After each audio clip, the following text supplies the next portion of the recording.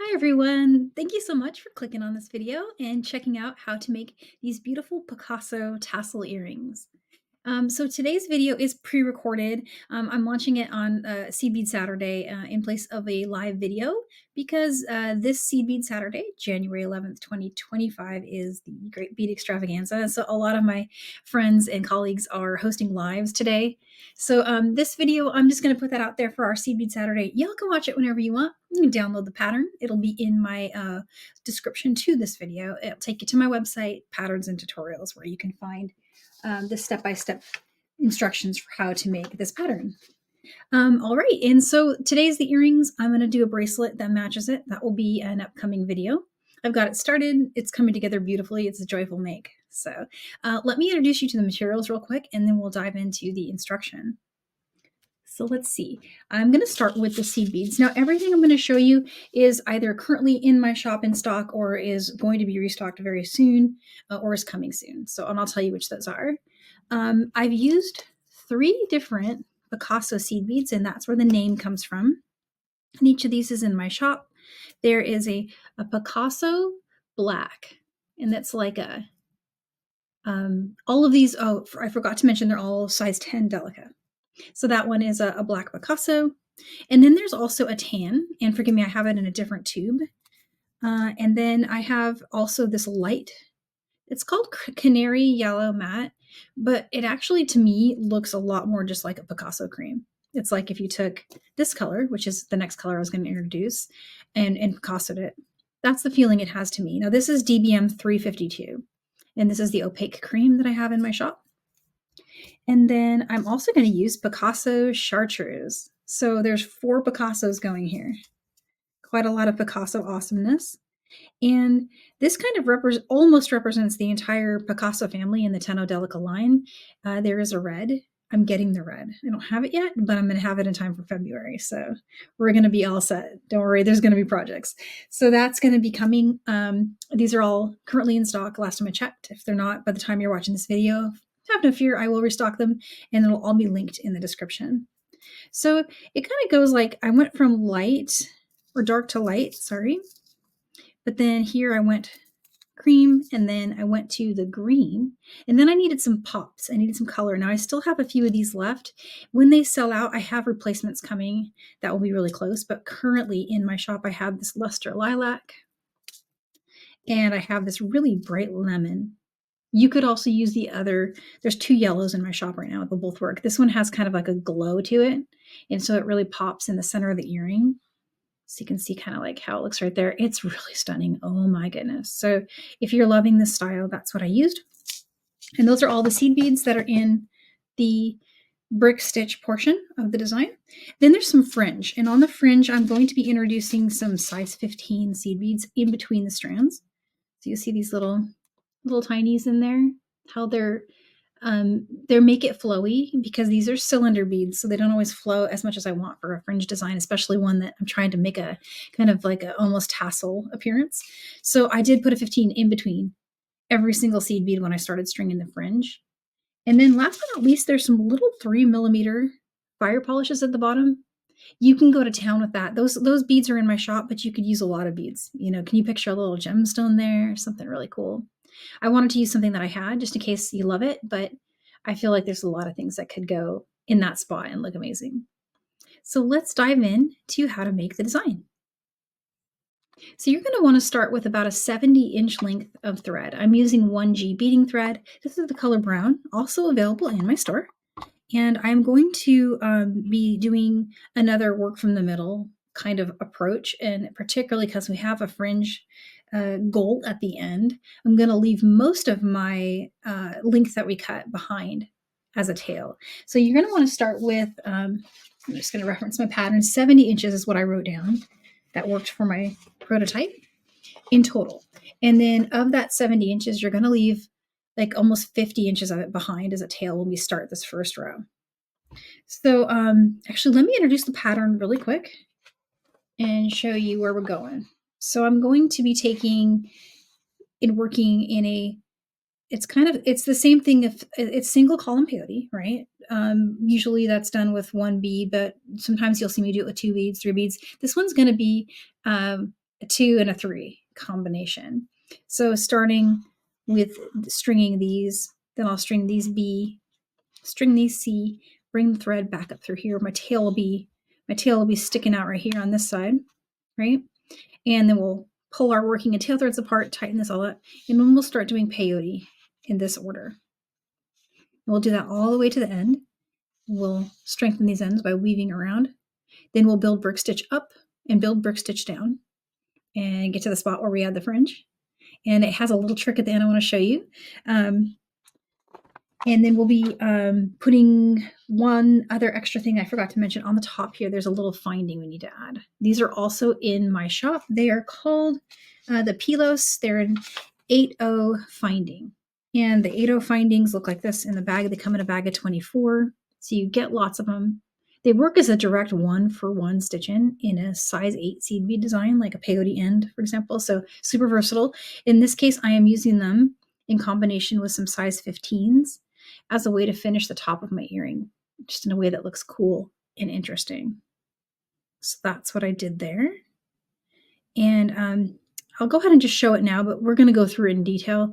At the bottom, in order to make this look like a tassel, like that has been bunched together, I did some ladder stitching to add beads on the front and to add beads on the back. Just one bead on the front to the center of that bottom row, and then one bead on the back.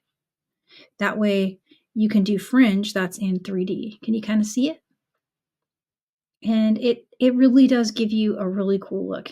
That it literally looks like you have a little silk wrap going here. Like I felt like I needed to even maybe put something around it to kind of make it even look more like it's been cinched up, but like maybe a little peyote ring or something. Play with that idea. I might need to do something like that in the future. But holy cow, does this look cool. So I'm really happy with how this came out. It doesn't really take that long to make either. So definitely a fun and easy and quick project. All right, so I've got all my beads ready. I did lay those beads out in order of how they are listed on my pattern that I've got for you here. And they are in order of A through G. And now, again, I'm just going to work using single column peyote, these multi-drop configurations that are highlighted in between the two red bars on your pattern. So you're going to see me string A and B, then these 3B, and then I'll string these 3C, and we'll come back up through that bead. After that, we'll string these and go through that, these and go through that, and so on. And so I'm just going to get my pattern here off to the side, sitting here off camera. I've got my 70 inches of beading thread, and I've got a size 10 beading needle on here, and leaving about a 50-inch tail. And the best way to calculate that is just if you have a tape measure, just find the end of your thread that does not have your needle on it. Grab your tape measure and then just pinch that end right there, and then just pull. You can pull along. And it's a lot of length, right? It is a lot. Let me get to about here. Okay. And I'm just going to pinch that. Set this aside over here. And now I know I want to string to about this point. So the beads again that I'm going to string is 1A, 1B, then again 3 Bs, and then I want to come up with 3C. Okay, let's slide that down to meet where my fingers are. And at this spot, we'll come back up through the B and the C. Pull our working and tail thread apart. So there's the start. And then just being careful that I get this right on the pattern, I'm going to take a look and see what are the next 2 beads in this direction next to those. And in this case, it's a color B and a color C. So I picked those up in the order of top down, and now I'm going to bring my needle through these 3. And it's going to loosen up on you for sure, but don't worry, it's going to get all tightened up as we go. But you just want to bring your needle through all 3 of those beads. You'll get a chance to tighten it after every add. I also have this trick I do where I kind of just pinch everything together. And now I'm going to look at the pattern, and I'm going to see that my next beads that I need are a row of E. So I'm going to need 3 of the chartreuse Picasso beads. And then in this case, you want to bring those up through the 2. So you see, it's just basically 2 3-drop peyote. And it'll sit side by side like that. So what I'm going to do is I'm going to keep building. Now I need to do C, which is actually this one, C and D. And then bring my needle back through the chartreuse beads.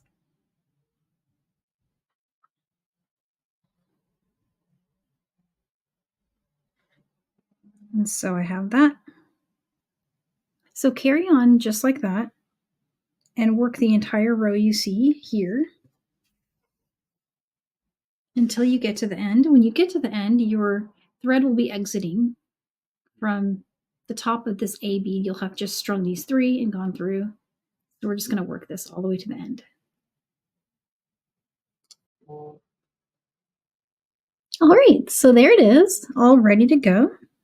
And what I'm going to do now is I'm going to reinforce the edges of this peyote start, because you'll probably have noticed while you're stitching that this side and this side, they tend to not stay very tight, and I'm constantly pulling on either the tail or the working side to tighten it.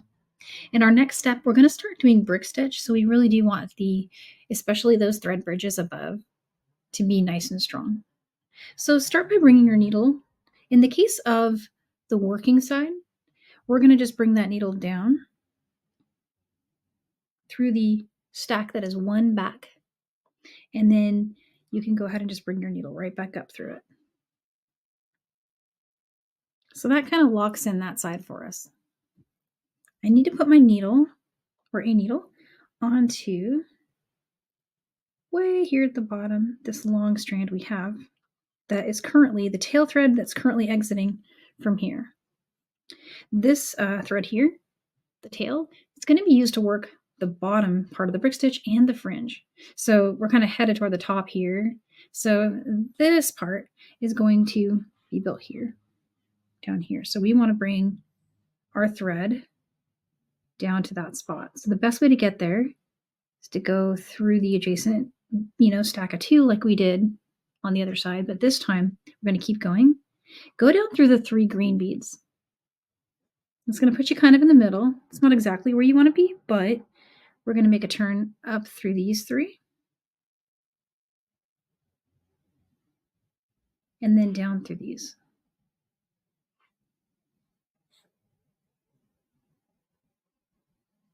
And that tightens up that side really nicely too. And so the good news is that this design is left to right, right to left symmetrical. So as far as reading the pattern and flipping your work, like I like to flip my work so that I like to work brick stitch in this direction. And you can totally do that with this pattern.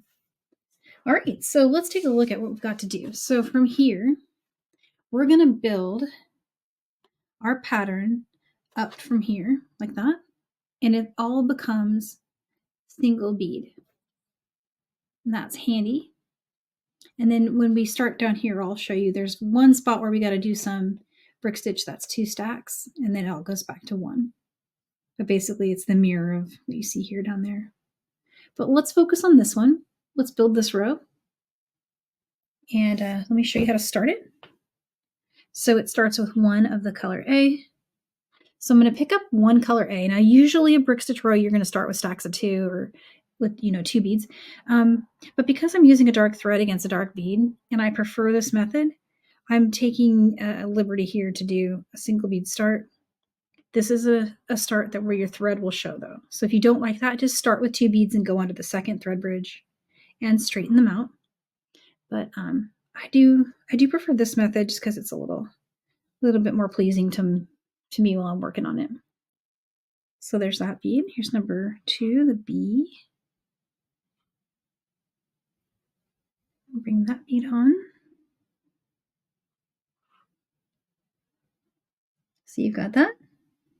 2C, I'm just going to finish the row just like that. You only need to add 1 bead per thread bridge. So just take that right to the end of the row. All right, so there it is, all ready to go. So we're going to start the next row. And so this next row has an indent. Let me just show you really quick. It moves in by 1. So we just finished brick stitching this whole row right here. If we move this up, I can hide it a little bit.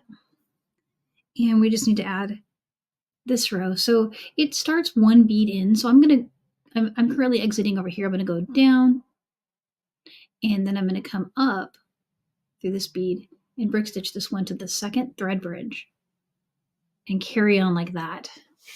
So let me show you how to do that really quick. So I'll go down through this bead.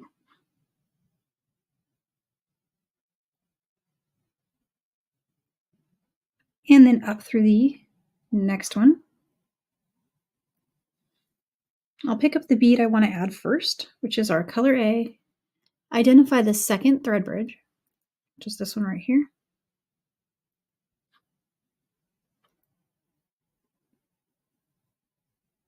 Pull through.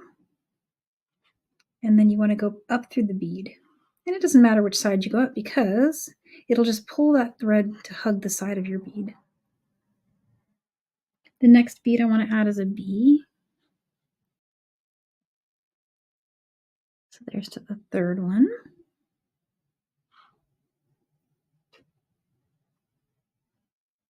And once you put on the second bead, that first one will sit a little more flat. And the thread, depending on which side of the bead you came up through, it'll either hide, for most of mine, it's hiding on the inside right there. You can kind of see it, but on this dark color thread on a dark bead, you don't really notice it. Now, if this was one of those designs where you just really didn't want your thread to show, you would just start 2 beads from the second bead here.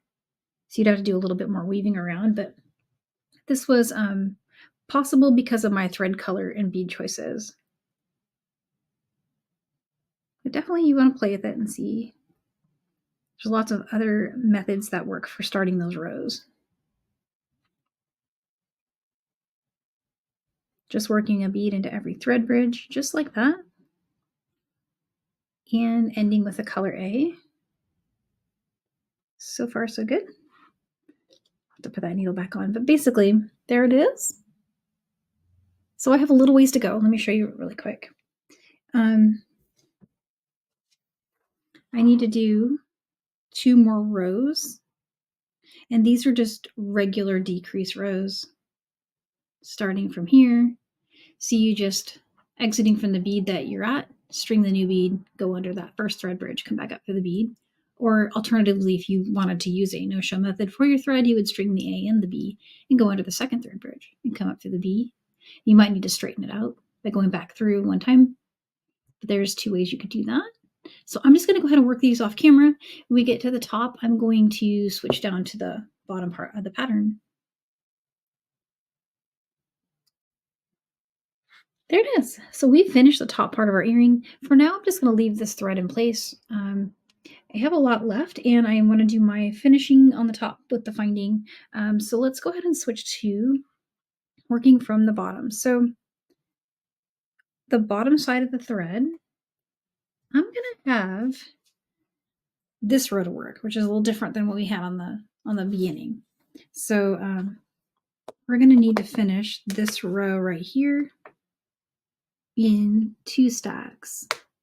So here's an opportunity for me to show you how to do the how to do a start with 2, a no-show for the thread kind of start, because that's kind of required when you start working with stacks. So let me show you that really quick. I'm going to be using this thread here from the bottom, just flipping it over because it's easier for me to work in that direction. So we need to be picking up, it also might help if you flip your pattern too. Okay. So I need to pick up a B, and then an A, and then a B, and a C. And the way I got that order looks just like this. So I'm exiting from that bead. So I string a B, and then an A, then a B, and then a C. And I'm going to go under the second thread bridge here. So here's thread bridge 1. Here's number 2. So get right under that one. Bring your needle up through the first, so from the last 2 you strung, but they'll be the 2 that are above your needle there.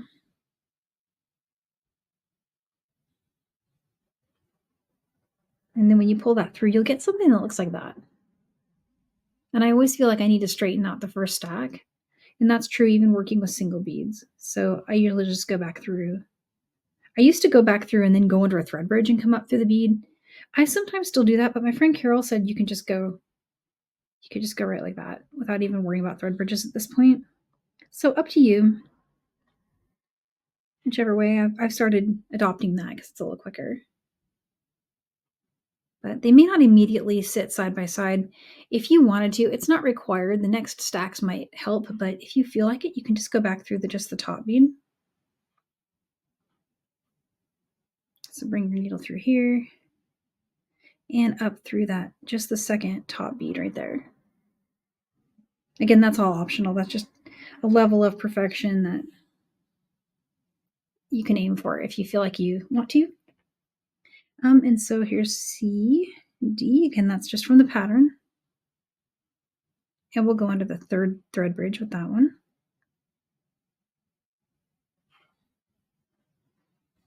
So just like that, each one will be worked, as single stacks of 2 now. Just kind of treating them like one bead.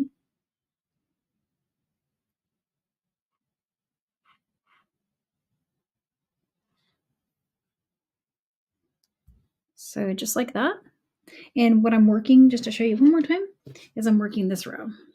And so when you'll be exiting from the top, you'll string E, F, and then it'll come back up. And so on. So let's get to over here.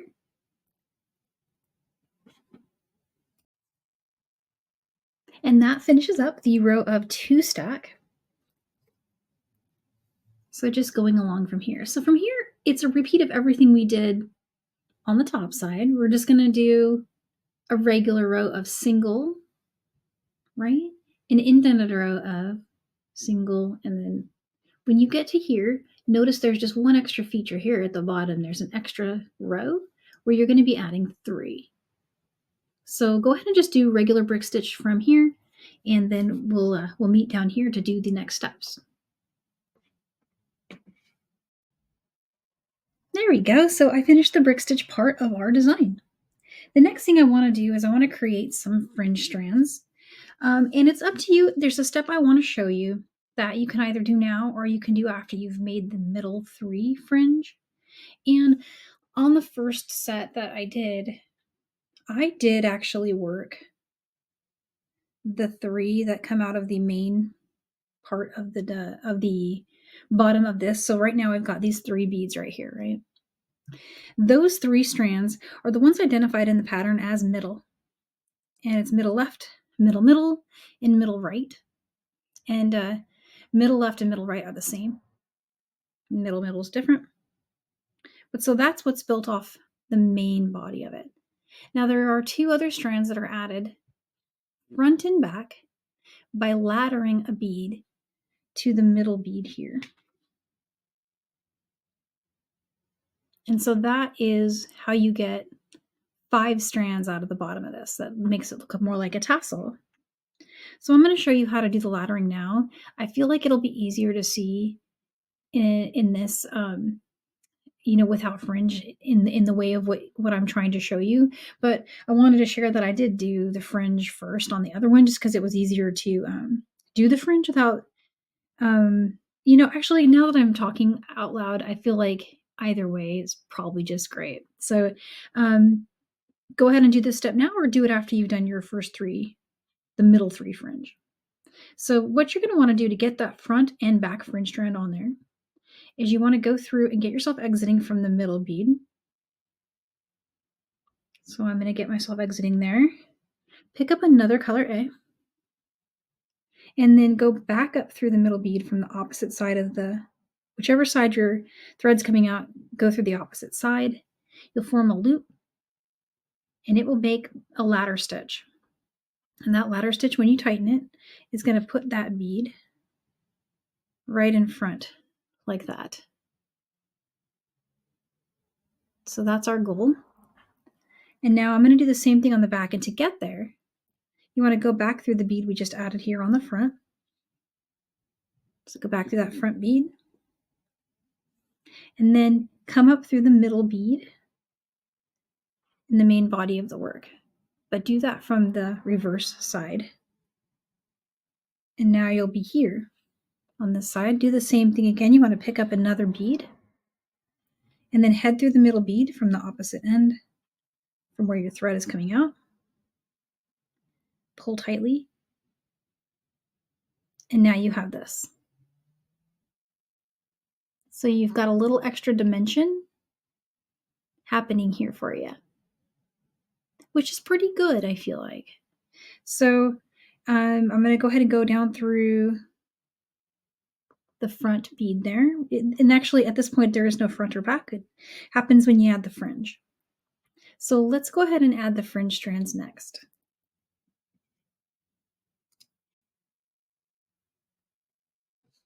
All right, so go ahead and take a look at your pattern, and we've already done the addition of the laddering, which is here at the top in step 2. So now we're just going to go ahead and do these beautiful fringe strands. So again, the front strand is going to be one of the ones that's laddered onto the front, middle left, middle middle, middle right, the main body of the piece, and then that bead we ladder to the back. We'll have those counts. So very easy, really simply, I'm going to just grab some of my size 15 seed beads. And you're also going to need some 3mm fire polish or the beads of your choice for weight at the bottom of your strands. Start by stringing. The way the pattern's written, I just wrote the main beads. So 2A, 1B, 1C. In between every single bead, you're going to add a 15.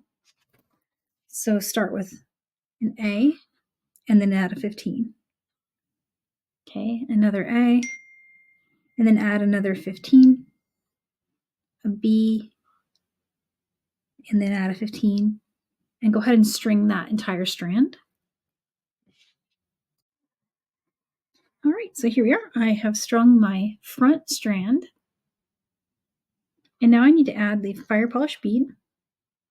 And the very last bead should be a 15. Skip the 15-0 and go up through all those beads. Try not to miss your 15s. It's really easy to miss those. But I'm going to just try to get through all of those beads as best I can. And then when you get to the top, go through that laddered bead on the front. So I made sure to go through that bead. And now we have my first fringe strand done. So we need to make a turn. In order to make a turn, what you want to do is go ahead and go through. So see, from here, you're exiting from this bead on the front. And we need to get over here. Really, the easiest way to do that is to come up through in the row above the bead to just to the left or just to the right. So you're looking kind of like at a peyote configuration there. And then you want to just kind of make a turn and come down through those two beads like that. And that should put you right where you want to be to start the middle strands. So off camera here, I'm just going to go ahead and string these fringe strands. It's the same process. You're going to string it, come back up through for each of these. They'll work the back one the same way. And when we get there, I'll show you weaving in and attaching the top.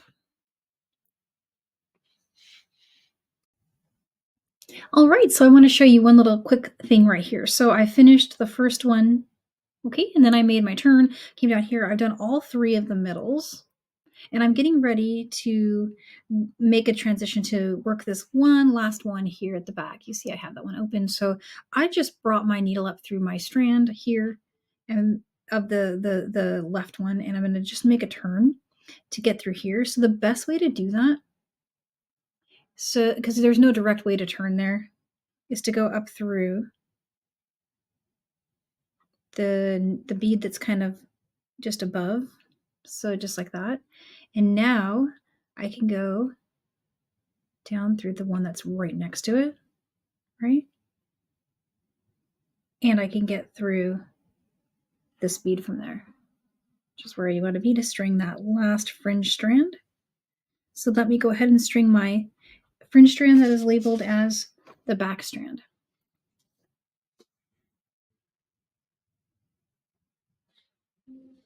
All right, here's my last strand. Ready to go. Okay, so that is how you do the little tassel. That's at the bottom of the earring. Really, really easy. Weaving in is also super easy. Just going to bring my needle through one of those two beads that is in the row just above the one that we laddered out. You just kind of treat it just like it was the middle bead from the row it's sitting on top of. That's kind of the convention that I've been following. So you see there, I just went through that bead. And now I'm going to travel. So just go through a bunch of beads so we can have a good weaving in of this strand. I'm just going to pull that through.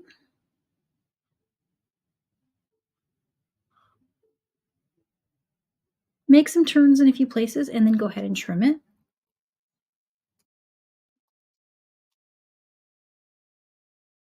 There we go. Okay, so that is all good.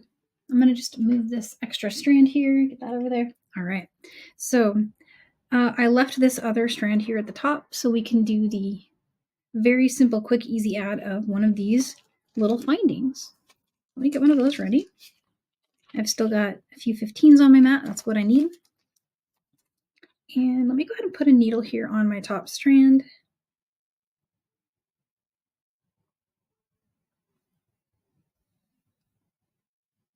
And what you'll notice is that you've got 4 beads running the top of this. I'm going to go ahead and go through the adjacent bead, going down through it, and then up through the one right after it, bringing me to exit from one of those 2 in the center. That's where you want to be. Pick up 2 size 15 seed beads. And this is what 2 is going to look like, just to give you a heads up. If you wanted to do 3, you could.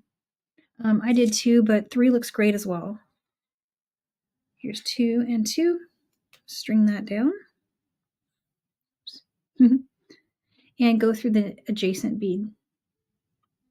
You'll get that little loop like that. Reinforce that by going up through the 2 beads, through the finding, through the 2 beads, and down through the bead below. Make that trip twice, even 3 times more. The more times you go through it, the more pop you're going to get, and the more likely this will just stay right in place when it is held. So go ahead and reinforce that 2 or 3 more times. We're just going to weave in now. Just like we did before, just go through some beads. It doesn't matter which ones you go through. You just want to go through some. Remember when you get to the spot where you're working in the 2 and the 3 stacks to go through those as 2 and 3. In those cases, you don't want to separate them. Oops. My thread keeps pulling my piles. Okay, and then so here's a turn example, just in case anyone wants to see a turn.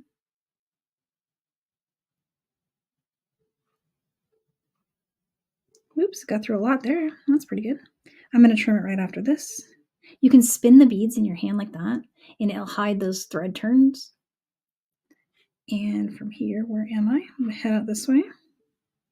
And let's trim that as well. Okay. At least I think I got that trimmed.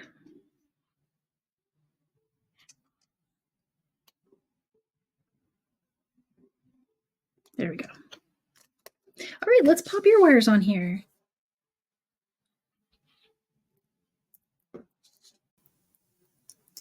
So here is an ear wire, and I'm going to just really quickly show you how easy it is to pop those on.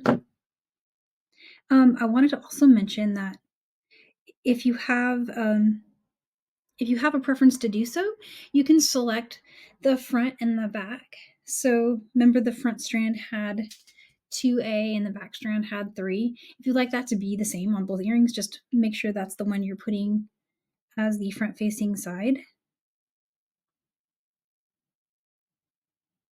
So in that case, I would want it to go like that. Did I get that right? Oh, no, I didn't. I reversed it. It's kind of tricky for me to do that. I don't know if you guys struggle with that, but I definitely do. Like my spatial thing, I can't do the spinning. All right, so here we go. All right, so now it has the strand with just 2 here in the front as my front bead there. Excellent. Okay, I'm going to do the same thing with this one.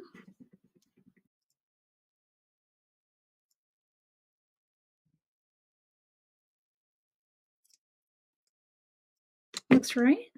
Almost got that. Let's see. Perfect. There they are.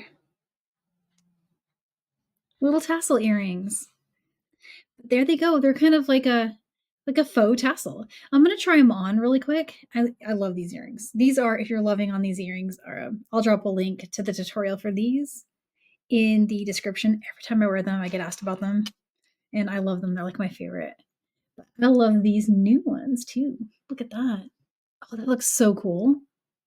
I'm really glad I did the light colors in the middle. Don't you just love a fringe strand where like the middle strand is it gets lighter and then darker at the end with a bit of ombre going on there. So yeah, these came out really cool. I'm really liking how they look. Very vintage vibes to them, I would say. Yeah. All right, so here's what I have coming up for you. I'm going to try to do another video in the same colors. So if you're grabbing these beads from my shop, I'm working on a bracelet, and it's going to be a peyote stitch that is multi-drop again. I'm just really on a multi-drop peyote lately, but it's going to be the same pattern as the earring. Can you kind of see it? Here, I'll put this next to it. Like the little flower popping out. But to keep it even count and make it simple, it's going to be kind of heavy on the Picasso. Let's see, which one? This one. It's going to be using this one a lot. So I do think 1 tube will be fine, but even for both the earrings and the bracelet, but that depends on the length they're going for. So to be safe, if you want to grab 2 of these, that is the 2261. And I am restocking these, so if they go, there will be more. And then there's other places also that carry these beads too. If I sell out, just send me a note, and I can, if you need them in the moment, I can tell you other places to go. They're kind of a very popular color, so I know there's lots of options there. But I'm excited about this one because I just love a good peyote stitch bracelet. It's going to be a really nice size cuff. It's going to be a little epic to finish. So, but that having said that, it's not actually going to take that long, because here in the center is 3 drop and 2 drop, and then the edges are 1 drop. Speeds it up a lot. All right, so again, I hope you guys are enjoying the Great Bead Extravaganza that's going on this weekend. If you're tuning in for that, it's going to be a lot of fun.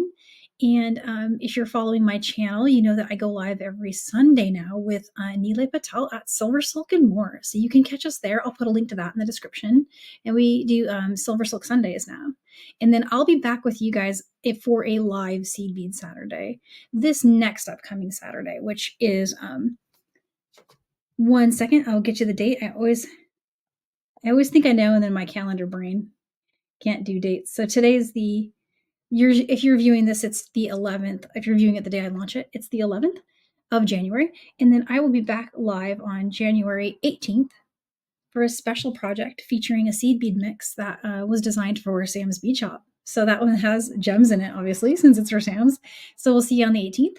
And then stay tuned, because I have Stacy coming on the 25th for Seed Bead Saturday, and she made a kit for you guys, and it's awesome. So lots coming up, and we'll see you then. Bye for now.